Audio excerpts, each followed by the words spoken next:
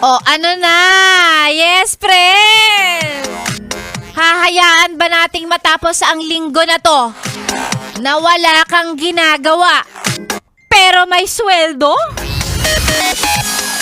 Siyempre, para sa taong likas na tamad, sasabihin yan, okay lang, di ba? At least hindi ako pagod, pero may sweldo ako. Pero siyempre, para sa taong may delikadesa, medyo may konting kahihiyan sa katawan, baka naman. Di ba? Good morning sa mga pumapasok para lang maki-wifi sa opisina. Good morning para sa mga pumapasok. Pero pagdating sa opisina, hindi pa naka-lunch break, ano nang ginagawa? Puro mga nag-ML na.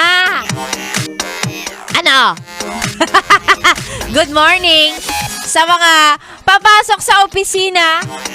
Late na nga, mandadamay pa ng kapwa niya. Sasabihin, uy, Bill, labas tayo, bili tayong